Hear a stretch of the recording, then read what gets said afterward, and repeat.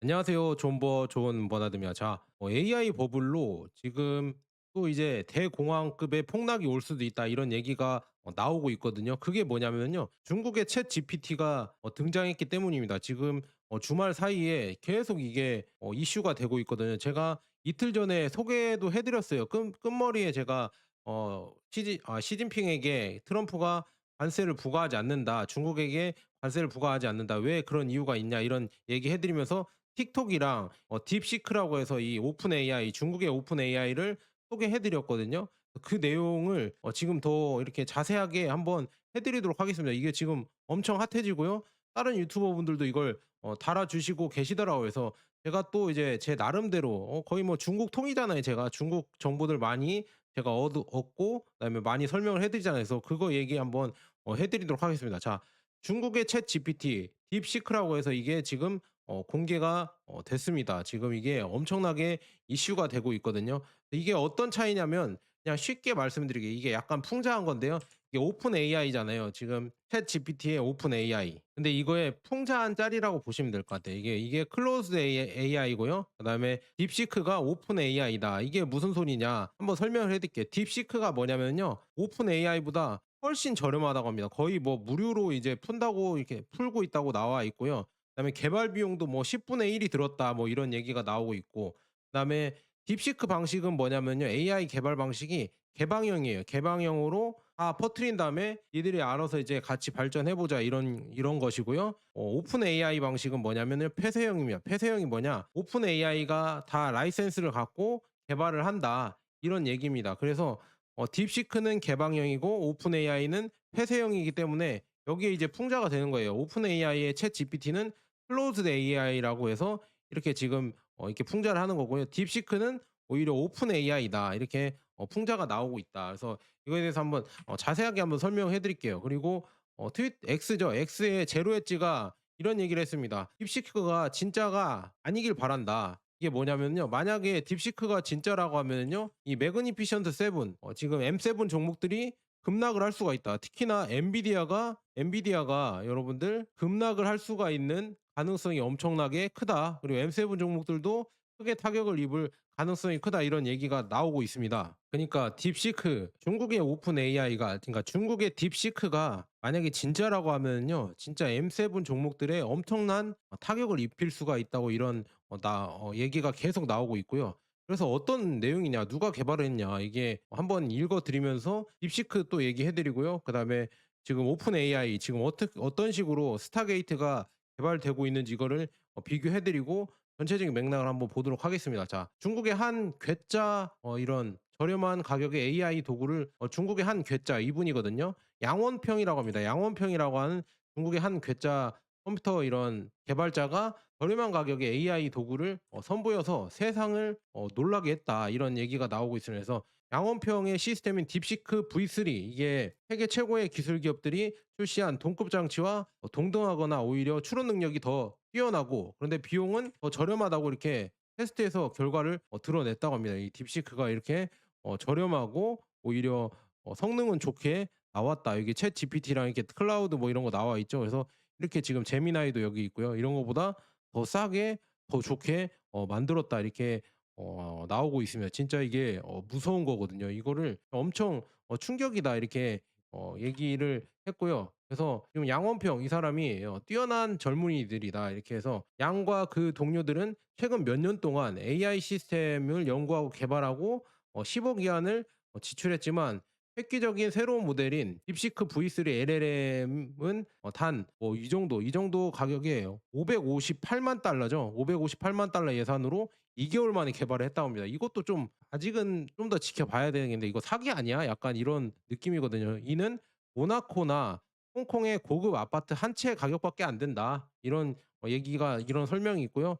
그런데 메타가 한 거는요. 380억 달러라고 합니다. 지금 AI 예산이 메타에서는 메타 페이스북이죠. 380억 달러다. 이렇게 나와 있으면서 때로는 덜 가진 것이 더 많은 혁신을 의미한다. 그래서 샌프란시스코 엔젤 투자자 헨리 씨가 어제 X에서 뭐 이런 글을 쓰면서 딥시크는 수십억 달러의 자금, 수백 명의 박사학위, 유명한 가문이 필요하지 않다는 것을 증명합니다. 뛰어난 젊은 두뇌로 그리고 다르게 생각할 용기, 절대 포기하지 않는 근성만이 있으면 됩니다. 그래서 이거를 엄청나게 칭찬을 했다 이렇게 나와 있으면서 저렴하고 쾌활한 어떻게 된 것인가 이거 지금 딥시크 개발한 사람에 대해서 한번 얘기를 하거든요, 개발자에 대해서.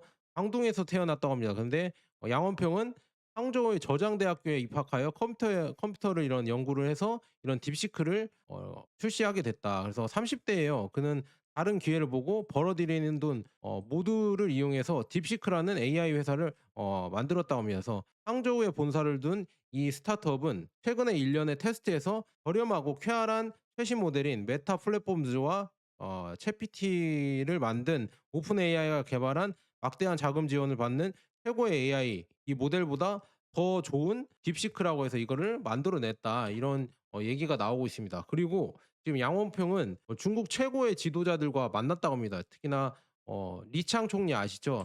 일론 머스크랑 친한 리창 총리가 베이징에서 주최한 심포지엄에서 이 양원평이 이 개발자 딥시크 개발자 양원평이 참석하면서 주목을 받았고요. 중국의 AI 대표로 여겨지게 되었다. 이렇게 나와 있습니다. 그래서 이거 진짜 무서운 게 뭐냐면요. 진짜 이거를 개발했다는 게 무섭고요. 그다음에 이 반도체 제재가 있었거든요. 미국 정부에 반도체 제재가 있어서 반도체를 엔비디아 최신 반도체로 못 만들고 오히려 엔비디아의 좀 보급형 반도체 있잖아요. 그거를 어떻게든 수입을 해서 이 딥시크라고 해서 챗 GPT 같은 이런 성능을 만들었다. 중국의 챗 GPT를 만들어 버렸다. 그래서 이게 세상이 놀라고 있는 겁니다. 그래서 지금 서방 언론에서는 이거를 군사적으로 사용할 수가 있다. 이렇게 얘기를 했지만요. MIT의 서방 전문가들은 99.9%가 의료용 스캐너와 엔지니어링 장비를 작동시키는 등 민간 목적으로 사용되었다고 말했습니다. 이렇게 나왔거든요. 이렇게 지금 딥시크가 나오면서 정말 지금 실리콘밸리에서 긴장을 하고 있다. 이렇게 보고 있습니다. 여기 한번 볼게요. 딥시크는 수천 개의 엔비디아 칩을 구매한 모든 AI 스타트업을 파산할 순간을 만들어낼 것이다. 이게 무서운 거죠. 지금 딥시크는 수천 개의 이 엔비디아 칩을 구매한 다른 모든 AI 스타트업 있잖아요. 이런 데를 파산시킬 수가 있다. 이는 엔비디아 GPU가 중고 시장으로 대량 유입되는 결과를 가져올 수 있다. 그러니까 엔비디아 주가가 빠질 수도 있다는 이런 공포를 야기하네요. 그래서 이는 ROE를 창출하고 데이터 센터를 운영하고 있는 엔비디아 GPU를 다른 회사에 임대하는 모델을 가진 스타트업에도 이게 충격을 가한다. 야 이거 진짜 모르겠어요. 이게 과연 진짜라고 하면은요. AI에 진짜 엄청난 충격을 줄 것이다 이렇게 나와 있고요. 마지막으로 M7 종목 있잖아요. 매그니피션트 7은 이미 창고에 1,000개의 GPU가 보관되어 있고 완전히 활용되지 않고 있기 때문에 엔비디아로부터 향후 주문을 늦추거나 줄이기를 시작할 것입니다. 그러면 엔비디아에 대한 모든 것이 이제 풀리기 시작할 것입니다. 이게 참 무섭다. 엔비디아가 가장 큰 타격을 입을 수도 있겠구나. 이런 얘기가 섬뜩한 얘기가 나오고 있다. 이렇게 볼 수가 있습니다. 딥시크가 무서운 게 뭐냐면 단 몇 달 만에 2 년의 AI 격차를 따라잡았다고 합니다. 그래서 중국의 경제 산업에는 더 이상 병목 현상이 존재하지 않는다. 단 이 EUV 있잖아요. 노광 장비 이거를 지금 중국에서 리소그래피 장비를 개발을 못 하고 있는데요. 이것도 만약에 개발을 해서 독립한다고 하면요. 이제는 이제 중국이 거칠 게 없다. 이제 중국을 막을 수 있는 이런 미국에서 이렇게 제재해서 막을 수 있는 방법이 이제는 사라진다. 이런 얘기가 이런 섬뜩한 경고, 섬뜩한 지금 예상이 나오고 있다. 이렇게 볼 수가 있으면서 지금 딥시크 여기 있잖아요. 이거는 지금 오픈 소스를 활용하고요. 지금 오픈 AI의 챗 GPT는 폐쇄된 소스를 사용을 한다. 이런 거를 비교하는 거죠. 그래서 과연 누가 승자가 될 것인가 이 비교도 있는데요. 그 설명도 한번 얘기해 드리고요. 그다음에 점심때 저도 딥시크를 다운 받았거든요. 점심때 다운 받았을 때는 다운로드 횟수가 뭐 저는 1 0 이었거든요. 그래서 '이게 유명한 거 맞아?' 그랬거든요. 그런데 지금 17시 넘은데 1,000만이 넘어섰다. 이게 나오고 있고요. 딥시크가 똑같아요. 챗 GPT랑 비슷하거든요. 영상 한번 볼게요. 제가 이렇게 "딥시크에 대해서 설명을 해 봐." 이렇게 얘기를 해서 쳤거든요. 그래서 딥시크에 대해서 이렇게 설명을 하고 있습니다. 지금 이렇게 설명을 하는 모습이 보이시죠? 그러니까 챗 GPT랑 똑같아요. 이렇게 물어보면은요. 딥시크에 대해서 이렇게 설명을 해 주고 있습니다. 그래서 저도 이거 유튜브 할 때 이거를 많이 활용을 하려고요. 딥시크가 또 이제 답도 잘 나오는 것 같고요. 그다음에 일단은 장점이 뭐냐? 무료다. 무료로 일단 이 소스를 풀고 있으니까 점점 더 좋아지겠죠. '무료니까 더 많이 쓸 것 같다.' 이렇게 말씀드리고요. 그다음에 중국의 AI 산업 투자 규모는 계속 늘어나고 있습니다. 지금 달러 규모로 21 년에 103억 달러에서 이 122억, 147억, 180억, 219억, 그다음에 26 년에 263 억으로 4 억으로 계속 늘어날 것 같다. 이렇게 볼 수가 있으면서 AI 산업 규모가 계속 늘어나면서 계속 커질 것 같다. 이거는 미국도 마찬가지거든요. 그러니까 앞으로 핵심 전쟁터는 AI고 AI에 대한 투자가 많이 될 것이기 때문에 우리가 투자하고 있는 나스닥백 M7 종목들도 잘 갈 것이고요. 홍콩 항생테크 그다음에 중국의 반도체, 차이나 반도체 이런 ETF 있잖아요. CSS 300, CSI 300 그다음에 과창판 ETF 이런 것도 '오를 수 있겠다.' 이렇게 볼 수가 있습니다. 그래서 지금 아로노 베르트랑이 이런 예상을 했거든요. 한번 보도록 하겠습니다. 지금 오픈 AI랑 딥시크랑 뭐가 차이가 있냐 이거를 한번 비교를 해 드린 게 있습니다. 한번 보도록 하겠습니다. 제가 읽어 드리면서 한번 해석을 해 드릴게요. 미국과 중국이 AI에 있어서 다른 길을 가고 있다. 이게 무섭거든요. 그래서 미국은 지금 스타게이트 프로젝트라고 해서 이거를 목적은 암 백신 개발이라는 홍보를 넘어 실제로 대규모 인프라를 통해서 지금 자금을 모급하고 구축을 하여서 AI 중앙 집중화하려는 오픈 AI의 전략을 두 배로 강화하는 것으로 보인다. 그래서 이거를 AI를 위해서 데이터 센터에 5천억 달러라는 천문학적인 금액을 여기에 투입을 할 거다. 그래서 기사를 한번 보시면요. 이게 개발이 돼도 이게 완성이 돼도 오픈 AI만 독점 서비스를 갖게 된다. 이게 지금 문제라고 이렇게 하면서 일론 머스크도 뭐라고 했잖아요. 일론 머스크도 지금 샘 알트먼이랑 스타게이트를 둘러싼 신경전 이거 일론 머스크가 "너 사기치지 마라." 이렇게 얘기를 한 게 봤을 때 뭔가 있지 않을까. 일론 머스크도 뭔가 알고 이런 얘기를 하지 않을까 저는 그렇게 보고 있고요.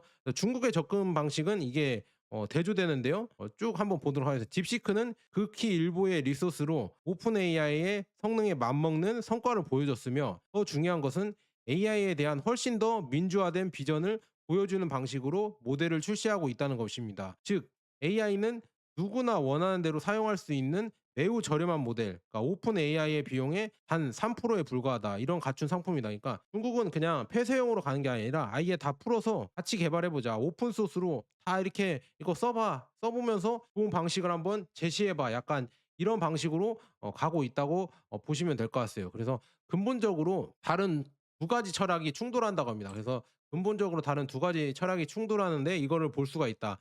하나는 AI의 미래가 소수의 참여자가 통제하는 대규모 중앙 집중형 인프라에 달려 있다고 내기를 하는 반면 다른 하나는 AI가 누구나 배포할 수 있는 기본 유틸리티가 되는 분산형 미래를 추진한다. 또 지금 중국이 공산당이고 사회주의고 그래서 독재고 해서 이쪽이 오히려 중앙 집중형으로 할 줄 알았더니 오히려 반대로 누구나 배포할 수 있고 기본 유틸리티가 되는 분산형으로 가고 있고요. 오히려 미국이 중앙 집중형으로 그냥 소수의 참여자가 통제를 해 버리는 오픈 AI가 통제해 버리는 이런 방식으로 가고 있다. 그런데 이거를 비교해 보면요. 어떤 면에서는 80 년대 90 년대 애플 대 마이크로소프트 전투를 약간 연상시킨다. 애플은 프리미엄으로 통제된 수직 통합적인 컴퓨팅 비전을 갖고 있었고요. 다른 쪽 마이크로소프트는 OS를 상품화하고요. 그다음에 누구나 PC에서 사용할 수 있도록 이렇게 퍼뜨렸잖아요. 그래서 나중에 어떻게 전개됐죠? 마이크로소프트가 결국 시장을 먹었잖아요. 시장을 먹고